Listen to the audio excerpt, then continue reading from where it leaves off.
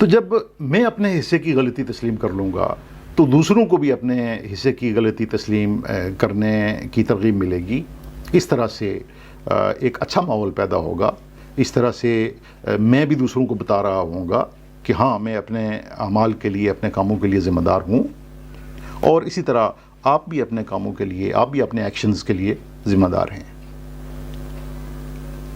اور آخری بات یہ کہ بچے دوسروں سے مختلف نظر آنا چاہتے ہیں، اور اس میں کوئی شک بھی نہیں ہے کہ ہر انسان یونیک ہے، منفرد ہے. اس کائنات میں اللہ تعالیٰ نے ہر انسان کو دوسرے سے مختلف پیدا کیا ہے، تو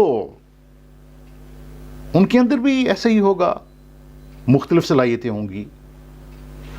اور وہ ملٹیپل انٹیلیجنسز کی تھیوری جو ہے اس سے بھی ہم جو ایجوکیشن سے وابستہ لوگ ہیں وہ واقف ہیں اچھی طرح کہ ہر انسان کے اندر مختلف صلاحیتیں ڈومیننٹ ہو سکتی ہیں. تو ان کی ان صلاحیتوں کو ایکنالج کریں. ہر ایک کو ہم ایک جیسے سانچے میں ڈلا ہوا نہیں دیکھ سکتے. ممکن نہیں ہے کہ ہر ایک کو ہم ایک فیکٹری میڈ پروڈکٹ کی طرح ہم دیکھیں، یہ پاسبل نہیں ہے. تو ان کو ان کی صلاحیتوں کے مطابق پروان چڑھنے دیں، مدد کریں ان کی.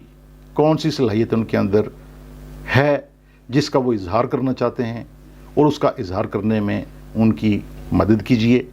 اسی میں وہ ڈسٹنکشن حاصل کریں گے، اسی میں وہ دوسروں سے مختلف نظر آئیں گے، اور اسی میں ایکسل کریں گے. تو آگے جا کر جو ہے وہ اس فیلڈ کے اندر ایک بہت کامیاب انسان ثابت ہوں گے. تو بہت شکریہ.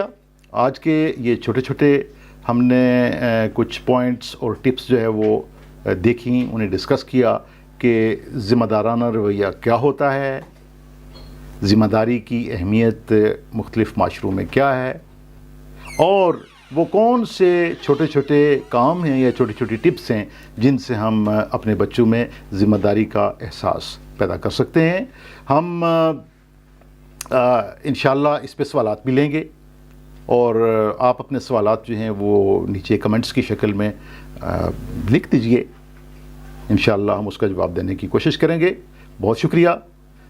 آپ نے یہ سیشن دیکھا، آپ کو کیسا لگا اس پہ ضرور ہمیں رائے دیجئے تاکہ ہم اگلے سیشنز کو مزید بہتر بنا سکیں.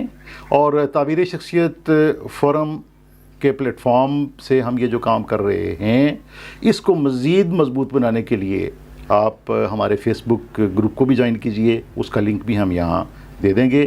بہت شکریہ. جزاک اللہ.